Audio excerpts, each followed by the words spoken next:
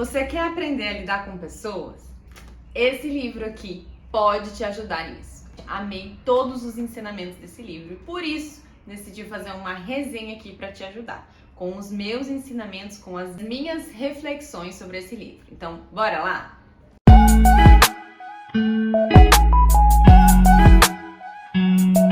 Olá, seja bem-vindo ao canal. Meu nome é Thaís Dias. Se você ainda não me conhece, eu sou consultora de imagem e aqui nesse canal a gente fala sobre imagem, estilo, posicionamento e comportamento. E hoje é um vídeo sobre comportamento, um vídeo que vai te ajudar aí na sua evolução como pessoa e também como profissional, porque a gente precisa saber lidar com pessoas para ser uma pessoa melhor e também um melhor profissional, certo? Então bora para esse livro aqui, que ele é a chave do sucesso para quem quer aprender a lidar com pessoas. Eu separei aqui 11 tópicos, 11 ensinamentos desse livro, mas tem muito mais. Bora para os ensinamentos. Primeiro ensinamento: não critique ou condene uma pessoa. Se você não gosta de receber crítica, por que você acha que a outra pessoa vai receber? A crítica, ela na verdade não ajuda a outra pessoa a evoluir ou mudar o comportamento. Muito pelo contrário, ela causa um ressentimento, uma amargura e aquela pessoa de repente vai ter uma trava com você, vai criar um bloqueio com você. Então, evite fazer críticas desnecessárias, tá? Segundo ponto: aprecie honesta e sinceramente as pessoas. Elogie, aprecie, se interesse pelas pessoas. Mostre-se disponível para as pessoas. Todo mundo gosta de falar de si. Você gosta de falar sobre as suas conquistas, sobre os seus desafios, sobre as suas aventuras, sobre os seus sonhos? Aposto que gosta. Eu gosto muito de contar um pouquinho sobre a minha história, de dividir o meu conhecimento. Todas as pessoas gostam e estão mais preocupadas com elas mesmas e os problemas delas do que com os seus. Sinto te dizer que é assim para todo mundo. Quando você decidir que quer a amizade de alguém, que quer a atenção de alguém, por exemplo, uma pessoa que você precisa dela para interesses profissionais, você deve começar esse assunto, começar essa conversa falando sobre a pessoa e não sobre você. Eu vejo que isso é um erro constante. Quando as pessoas querem vender alguma coisa, oferecer alguma coisa, as pessoas sempre começam os assuntos falando sobre elas, sobre temas que são interessantes para elas. E o que vai fazer com que a outra pessoa não se interesse e de repente te ache chato e não queira continuar o assunto, tá? Agora, as pessoas certamente querem conversar sobre interesses que as fazem se sentir bem, que são interesses delas, são sobre elas, tá? Então, quando você quer começar uma amizade com alguém, tente entender quais são os assuntos que essa pessoa gosta de conversar, tá? Por exemplo, eu gostei muito de um exemplo que ele dá no livro. Os exemplos que ele coloca nos ajuda a fixar mais e entender a importância dessas instruções de convivência, digamos assim, né? Bom, vamos lá, o exemplo que ele deu no livro. O presidente da Kodak precisava comprar cadeiras e solicitou o orçamento de um arquiteto. O arquiteto chegou até o escritório, conversou com a secretária e falou que estava ali para passar um orçamento para o Kodak.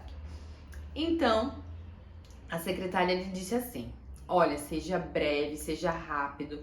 Se você levar mais que 5 minutos, ele com certeza vai te descartar. Então, ele ficou com isso em mente, entrou no escritório, observou o escritório e apresentou o orçamento rapidamente. Enquanto o presidente da Kodak estava lendo ali o orçamento, ele fez o seguinte comentário: como o seu escritório é bonito, nossa, eu gostei bastante do design do seu escritório. Isso aqui é madeira inglesa, não é? E aí especificou o nome da madeira, como ele era arquiteto, ele tinha esse conhecimento. E aí o presidente da Kodak ficou muito feliz com o elogio e começou a comentar sobre o próprio escritório.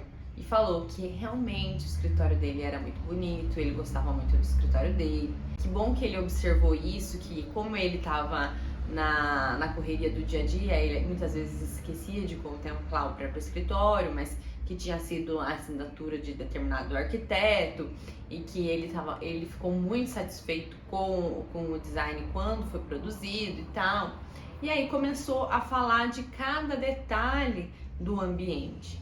E uma reunião que era para ter durado 5 minutos se estendeu para 1 hora e terminou com um convite de almoço na casa do presidente da Kodak. E eles viraram amigos íntimos. Então, isso tudo por conta de um elogio sincero, de você ter dado a oportunidade do outro falar, entende? A questão de você entender o interesse do outro e se disponibilizar para escutar o outro. Então, é sobre você mostrar interesse. Você não precisa nem falar muito, só fazer algumas perguntas para instigar a outra pessoa a falar e ela já vai lembrar de você. Você vai ser uma pessoa que ela não vai esquecer, com certeza. Acabei falando demais e entrando aí no terceiro item, que é mostrar-se interessado. Então, junto aí, aprecie honestamente e sinceramente e mostre-se interessado, verdadeiramente interessado, tá? Essas duas coisas. Quarto ponto, sorria. Ninguém passa ileso a um sorriso. É contagiante. Quando você chega no ambiente e você chega já sorrindo, a pessoa sorri de volta, por mais carrancuda que ela esteja.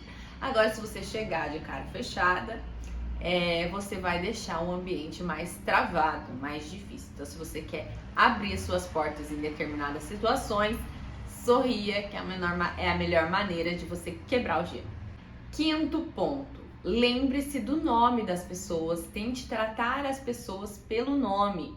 Gente, isso inclusive eu fiz um teste. Eu sou péssima de decorar nome das pessoas. Eu sou terrível nisso, tá? Mas na verdade eu era terrível porque eu estou tentando decorar mais, né? Estou me esforçando para decorar mais. Inclusive ele até fala sobre uma técnica aqui para você decorar, que é você durante a conversa falar várias vezes o nome da pessoa para você tentar ir decorando esse nome. E também tentar associar a pessoa a alguma coisa, a pessoa e o nome dela a algo que seja fácil de memorizar para você, tá? E essa coisa de chamar pelo nome é incrível. Quando eu li esse capítulo que ele fala do nome, logo em seguida eu coloquei isso em prática pra ver, né, o que ia acontecer. Como que eu fiz? A experiência foi a seguinte: eu fui numa loja, numa papelaria, e aí tava comprando alguns itens lá da papelaria e fui passar no caixa. A menina tava séria, calada, né? Dei os itens pra ela, ela começou a passar, enfim, me falou o preço. Aí, nesse momento que ela tava passando os itens, eu consegui olhar no crachá dela, consegui ver o nome dela. E aí, no final do atendimento, eu peguei e falei assim: muito obrigada, Natália, tenha uma boa tarde. Você precisa ver o sorriso que ela abriu e se despediu de mim. Abriu um sorriso, falou assim: obrigada eu, boa tarde, até a próxima. E me cumprimentou muito diferente de como ela tinha cumprimentado a hora que eu cheguei, porque eu tratei ela pelo nome. Isso faz toda a diferença. Sexto, a única maneira de ganhar uma discussão é evitando-a. Perfeito, né? Realmente não tem jeito de você ganhar uma discussão.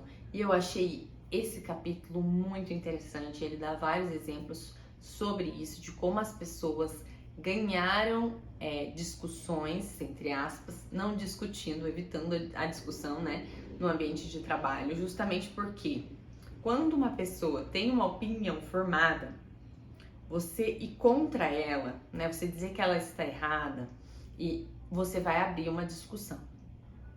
E ninguém quer admitir que está errado, né?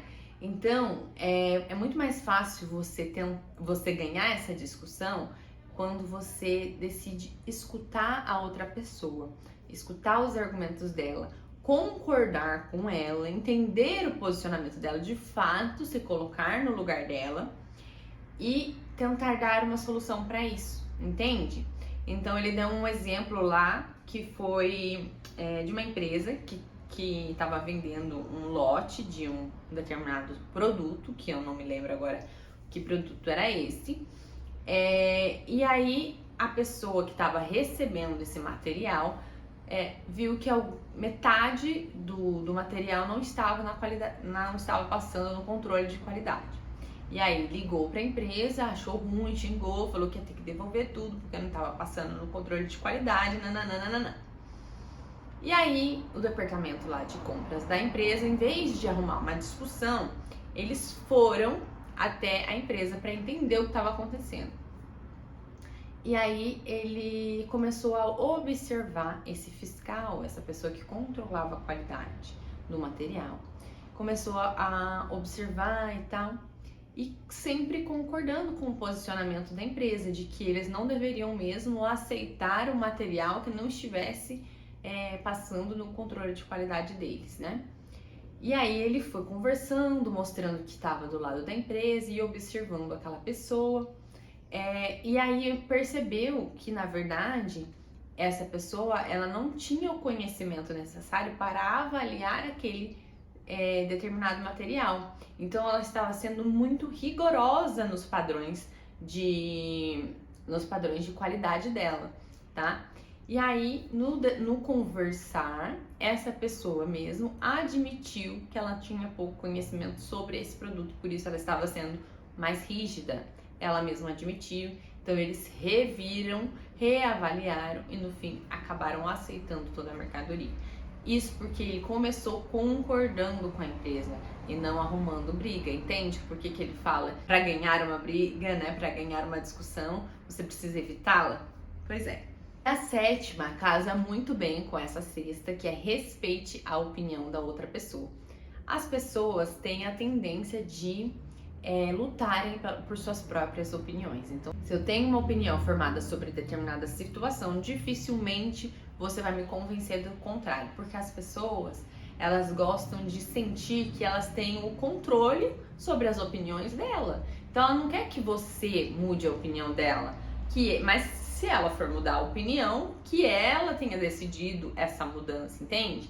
Então, quando você quer mudar a opinião de alguém, primeiro você tem que entender o ponto de vista dessa pessoa e aí concordar com ela e depois mostrar o porquê que você pensa diferente.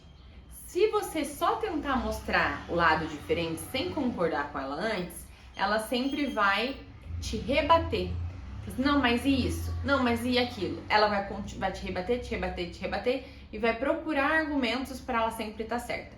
Mas a partir do momento que você já concordou com ela, que você já disse que ela tá certa, que você já entende o posicionamento dela, ela não tem mais argumentos contra você. E aí ela vai te escutar de fato. E aí no te escutar de fato, ela pode ser que mude a opinião, entende? Gente, fala aí nos comentários, vocês estão gostando dessa resenha? O que vocês estão achando aí desses pontos que eu trouxe pra vocês, dessas instruções de como lidar com pessoas? Eu amei esse livro e principalmente os exemplos que ele dá, tá? Então, por mais que a resenha que eu faça aqui, que você goste da minha resenha, vale a pena ler o livro completo na íntegra, porque dá muitos exemplos que vão abrir sua mente. Se eu fosse falar todos os exemplos aqui, a gente vai ficar aqui, ó, por horas. Oitavo, reconheça o seu erro. E aí, nesse em específico, eu percebi na minha própria história, né, como realmente reconhecer o erro faz diferença, né? Ele dá vários exemplos aqui, situações de que quando você tá dentro de uma empresa e que você fez algo errado, se você tentar se justificar, a outra pessoa vai tentar te condenar. Então vai ficar uma pessoa condenando e você tentando se justificar e vai virar uma discussão, enfim. E agora, se você admitir o seu erro e falar, não, realmente eu errei, me desculpa, não vai acontecer de novo, não tem mais o que a pessoa te faça, entendeu? Você já admitiu que tá errado. O que mais que ela pode fazer? E aí, inclusive, ele deu alguns exemplos, todos os exemplos são reais do livro, de situações em que a pessoa admite e aí o chefe, o coordenador até ameniza esse erro, entendeu? Ele fala assim, não, você errou, mas tudo bem, você é um ótimo funcionário, acontece, eu tenho certeza que você não vai fazer isso de novo, né? E tal. E aí eu percebi que realmente isso é verdade, porque eu sou uma pessoa que no meu ambiente de trabalho e na vida, quando eu percebo que eu errei, eu tento sempre admitir. Por mais que de primeira seja difícil, dolorido, porque eu sou muito crítica, então é muito dolorido pra mim aceitar um erro, né? Eu fico muito brava comigo mesma. Não é que eu não aceite o meu erro, mas é que eu fico muito brava comigo mesma. Se eu pudesse, eu me batia. Eu posso, né? Mas não faço isso. Tipo isso, entendeu? Não sei se eu me expliquei muito bem. Mas enfim, eu odeio quando eu erro. Mas eu admito quando eu erro. E eu peço desculpa e eu falo, não, foi culpa minha, por isso, por isso. E na empresa, eu sempre fui eu mesma, muitas vezes, que descobri o meu próprio erro. E aí eu já levava esse erro pra minha coordenação e falava, olha, infelizmente aconteceu isso, isso e isso, por conta disso e disso e disso. Mas aí eu já tentava levar uma solução. E normalmente essa minha atitude de já ir primeiro falando sobre o meu erro e sobre o porquê que aconteceu e a solução tinha um efeito muito positivo, né? Então era muito bacana. E eu sentia que eu tinha o respeito, né, de quem estava me coordenando ali, justamente por ter essa atitude de falar a verdade, de falar que eu errei, admitir que foi eu o responsável, mas também de já procurar uma solução, tá? Então é uma dica aí que eu te dou. Quando você errar, admita, seja na vida pessoal, seja na vida profissional, peça desculpas, se é possível consertar, tente consertar, se não for possível consertar, apenas peça desculpas, né, e fale que não vai acontecer de novo. Nona aprendizagem, se você quer uma resposta positiva de alguém, você precisa começar com frases afirmativas. Achei bem interessante essa técnica do sim, sim, sim. Então, quando você quer convencer uma pessoa, você tem que começar com frases positivas, porque quando ela segue a sequência do sim, sim, sim, ela tende a continuar sempre no sim. Agora, se você já começar com perguntas que levem ela a se justificar e a responder não, ela vai também recusar a sua proposta final, porque ela já tá na onda do não, não, não, entende? Faz sentido? 10ª, mostre sempre receptivo a ideias. As pessoas gostam de dar ideias, gostam de ser reconhecidas por suas ideias, gostam de saber, de sentir que elas colaboraram, contribuíram para a solução de algum problema, tá? Então, por exemplo, dentro da sua empresa, se a empresa precisa de hora extra, se ela precisa de hora extra para entregar um trabalho, que é muito importante, que tenha um prazo final próximo e que só com as horas normais não vai dar conta. Se o líder chega nessa empresa, chega para os funcionários já impondo isso, não, eu preciso que vocês façam tantas horas, talvez os funcionários fiquem muito bravos, porque eles já vão ter compromisso deles, eu não vou fazer nada, eu tenho tal compromisso, eu não vou desmarcar, você está impondo alguma coisa. Agora, se você chega num ambiente e fala o seu problema e pede a solução, então o líder chega e fala assim, gente, acontece o seguinte, a gente tá com um pedido aí muito bom para a empresa, vai ser ótimo pra gente, pro fortalecimento da nossa empresa, o que é ótimo para nós também como funcionários, mas a gente precisa entregar em tal dia e só com os horários normais aqui a gente não vai conseguir, pelo que eu tô vendo no nosso ritmo, não dá. Algum de vocês tem uma solução de como a gente pode agilizar esse processo, de como a gente pode aí de repente adequar as horas de trabalho da equipe para a gente conseguir entregar esse projeto no prazo? Fazer as perguntas para que as pessoas deem as ideias e sentirem que elas estão dando as ideias e que elas que estão resolvendo o problema junto com você, entendeu? Então dá voz para a equipe, dá voz para as pessoas, mostre valor nas ideias delas. E aí acabei me empolgando e dando o exemplo do último, que também tem tudo a ver com essa de respeitar a ideia, que é faça perguntas e não dê ordens, né?